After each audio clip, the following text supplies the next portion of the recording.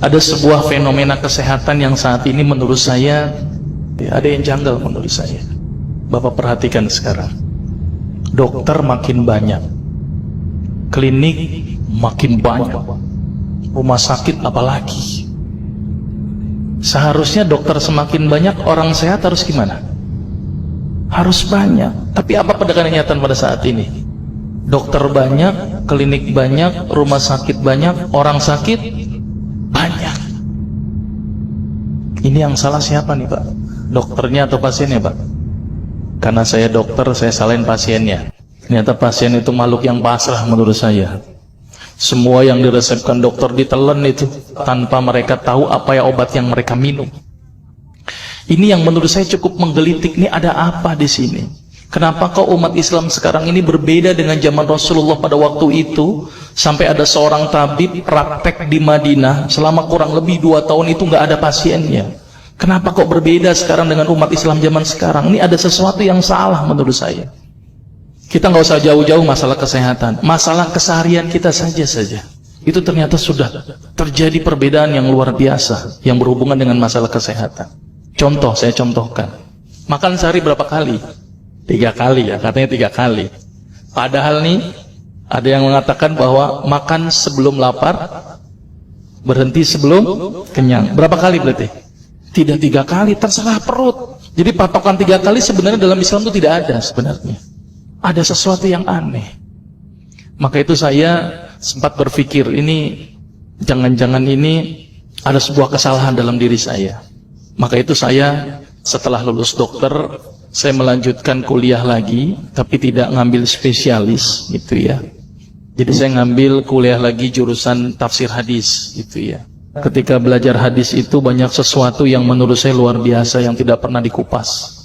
Ya, ilmu kesehatan yang luar biasa tetapi tidak pernah dikupas.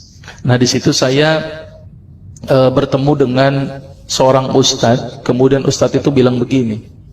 Ini latar belakang saya kenapa saya belajar pengobatan Nabi. Ustadz itu bertanya kepada saya begini, "Dok, antum yakin gak sih dok kalau antum masuk surga?" Saya jawabnya pada waktu itu apa? "Yakin Ustaz, saya masuk surga karena Allah menurut prasangka hambanya." Tapi Ustaz itu bilangnya lain.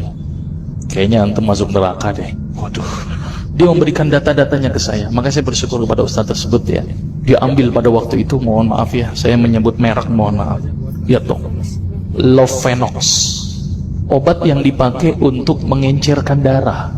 Biasanya diberikan pada penderita penyakit jantung, stroke dan gangguan bekuan darah. Di situ tertuliskan kata apa? Porsin origin. Ada yang tahu porsin?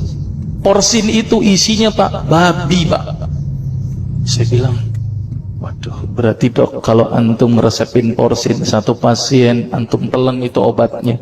Kira-kira ibadah orang tersebut diterima nggak sama Allah? Siapa yang dipersalahkan nanti? Diambil obat yang kedua, Actrapid. Apa itu? Insulin. Tulisannya apa? Human insulin. Jadi diambil dari manusia yang telah meninggal, diambil pankreasnya, insulinnya, yang menderita penyakit kanker pankreas, dibuatlah obat. Berarti dokter sudah menyuntikkan manusia ke dalam manusia. Diambil obat namanya analsik. Apa itu analsik? Obat untuk pusing. Ini di kalangan dokter sering resepin ini.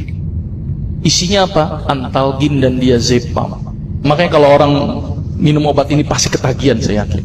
Karena kenapa? Karena mengandung diazepam. Diazepam itu apa? Narkoba. Maka itu cara nyari uang paling gampang, kasih aja resepin analsik, pasti balik lagi dia. Karena kenapa? Narkobanya bikin kecanduan. Diazepam, fatwa ulama bagaimana?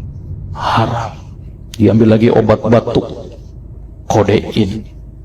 Maka itu kita minum obat batuk langsung hilang batuknya karena kodein. Kodein ini ternyata derivat dari narkoba. Berarti dokter sudah resepin narkoba. Diambil semua obat sirup di depan saya, lihat tuh, ada nggak yang tidak mengandung alkohol? Semuanya mengandung alkohol. Sampai saya pikir, Masya Allah, berapa ribu pasien yang telah saya resepkan obat-obatan haram tersebut. Ini yang menjadi kegelisahan saya Pak. Terus kemudian saya melihat ada sesuatu yang salah. Kenapa? Karena agama Islam tidak dipelajari secara benar. Banyak umat Islam saat ini belajar akidah, belajar akhlak, belajar fikih. Tapi lihat, pernahkah umat Islam di sini belajar masalah kesehatan Islam? Sedikit sekali. Kajian-kajian tentang kedokteran Islam hampir tidak ada. Makanya tidak heran sekarang umat Islam yang notabene hebat menurut saya katanya, tapi ternyata banyak yang sakit karena dilupakan aspeknya.